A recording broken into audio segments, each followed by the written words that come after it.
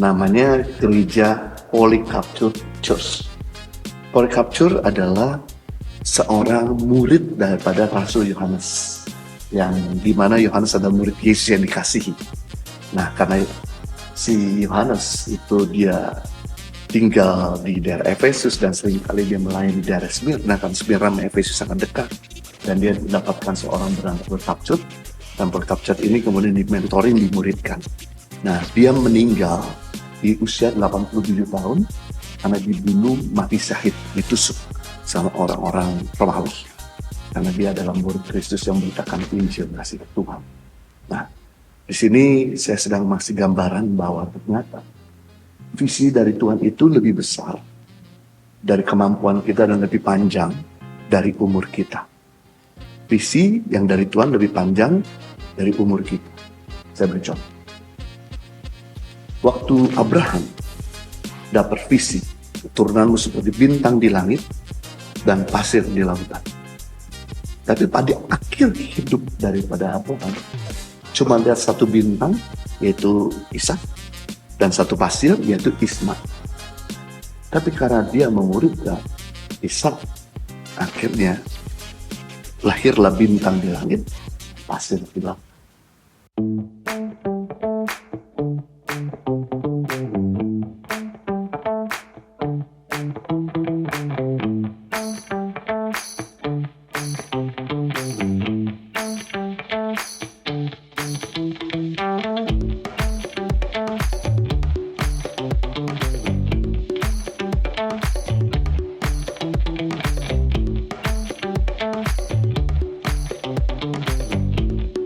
Nah, kita sudah ada di Jemaat Smyrna. Nah, Smyrna ini adalah kota Izmir, yang sekarang menjadi kota Izmir. Ini dibangun sekitar 1000 tahun sebelum Masehi, persis pada zaman Raja Daud. Dan kota ini menjadi kota terindah di dunia pada waktu itu, bahkan lebih indah dari Efesus. Kenapa? Karena dia di pinggir laut. Jadi ada kota pelabuhan, ada stadium, dan ada perpustakaan, sehingga dia menjadi kota yang begitu ramai. Walaupun memang tetap kota terbesar di Asia Kecil, yaitu Efesus yang kita akan kunjungi, tapi ini menjadi kota terindah. Namun masalahnya Bapak Ibu, ternyata jemaat yang ada di Smyrna ini adalah jemaat yang mengalami penganiayaan. Kenapa? Karena di tempat ini banyak penduduk Yahudi yang gak suka sama kekristenan. Tujuan masalah yang terjadi dalam hidup kita menghasilkan karakter Kristus, supaya yang sombong jadi rendah hati, yang kikir jadi murah hati, yang gak tertib jadi tertib, yang mulutnya kasar jadi mulutnya bijaksana. Saya gak bisa bayangkan, kalau tidak pernah ada masalah dalam hidup saya, mungkin saya jadi orang yang begitu sombong, begitu arogan, selfish, greedy. Tapi dengan ada masalah membuat saya jadi lebih memperhatikan orang lain, membuat saya lebih humble, bisa membaur, tidak membeda-bedakan orang. Masalah membuat kita melahirkan karakter Tuhan.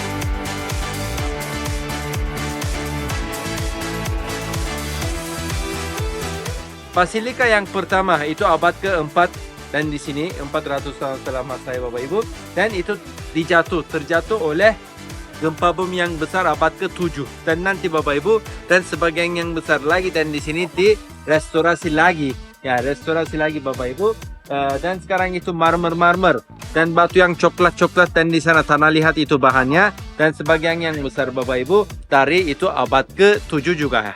Santo Yohanes Bapak Ibu dan Bunda Maria, Ibu Maria dan Santo Yohanes Bapak Ibu, datang dari Yerusalem dan abad ke-1.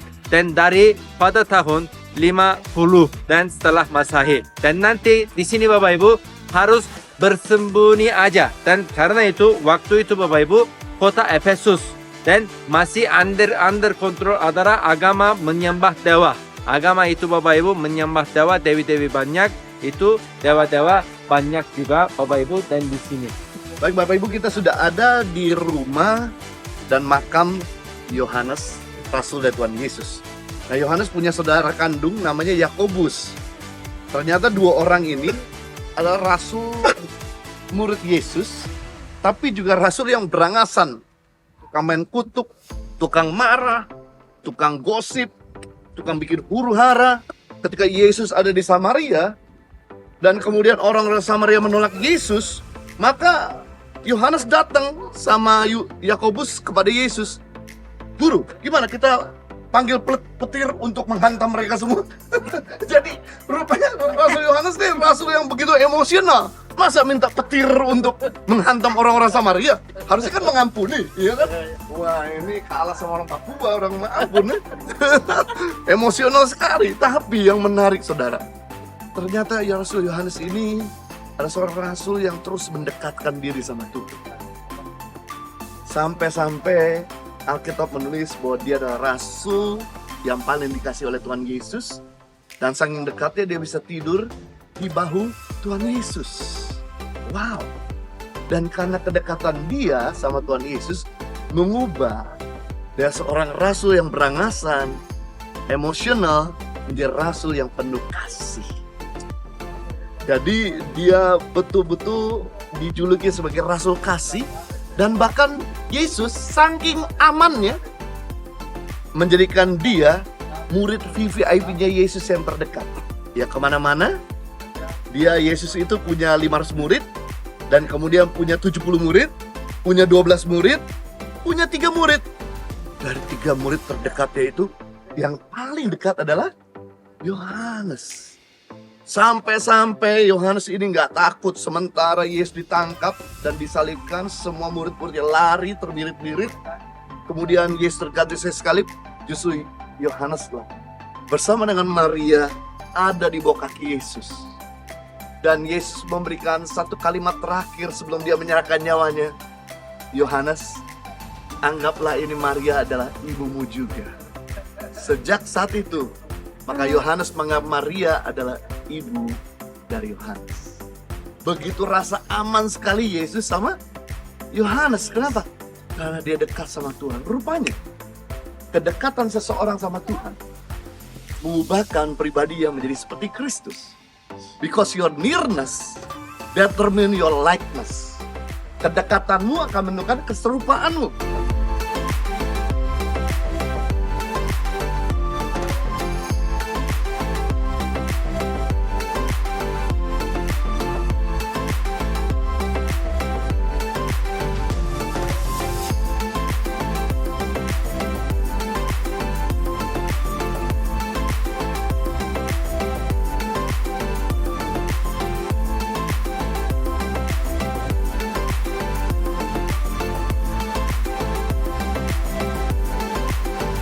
Rumah Ibu Maria, Bunda Maria, lokasinya ada di sini. Nurse of Amerik, namanya Amerik, Mrs. Amerik, dan Puta juga ya.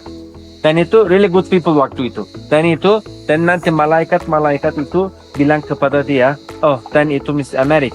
Dan itu asli yang rumah Ibu Maria, lokasinya ada di itu Gunung Bulbul di Efesus dan di sana.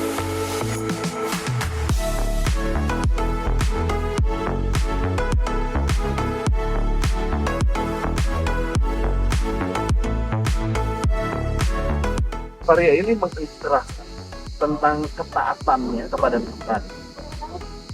Walaupun dia harus melewati begitu banyak ketidaknyamanan. Di mana Maria itu lahir di Nazaret, bahkan dia bertunangan dengan Yusuf Nazaret, tapi dia melahirkan di Bethlehem. Lalu kemudian ketidaknyamanan yang dia harus ikuti perintah Tuhan, Dia harus pergi lagi ke Mesir, tinggal 4 tahun di sana. Lalu udah tinggal nyaman di situ, Tuhan panggil lagi untuk kembali ke Nazaret.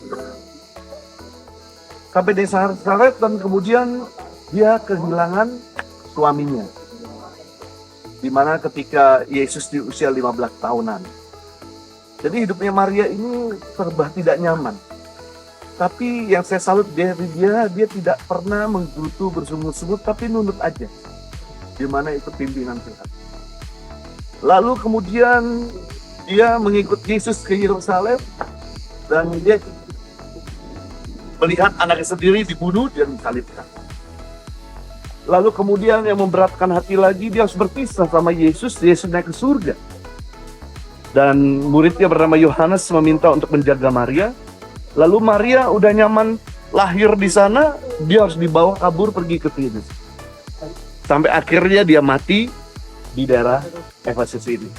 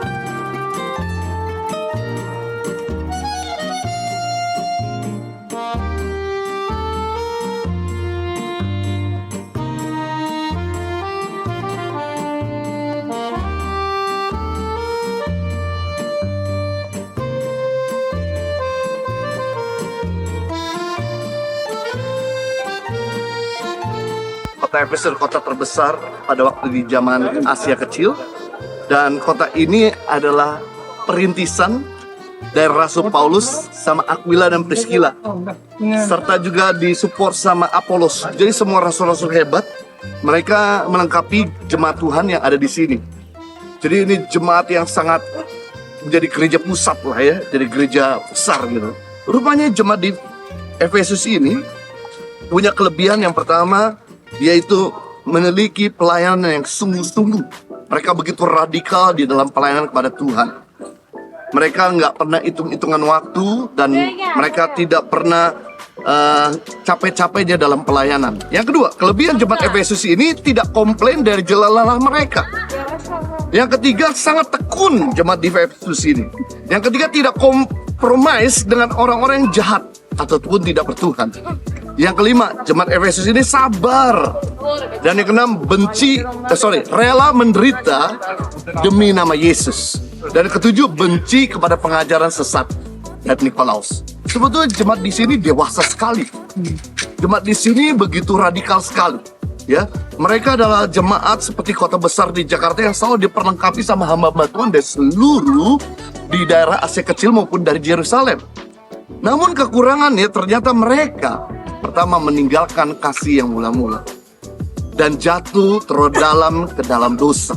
Itu sebabnya pesan Tuhan kepada jemaat di Efesus, bertobatlah, berbalik dari jalan jahat. Dan yang kedua, lakukan lagi yang semula engkau lakukan, yaitu kasih kepada Tuhan dan kasih kepada sesama. Kalau tidak, maka akan diambil kakidian daripadamu. Kakidian artinya hadirat Tuhan.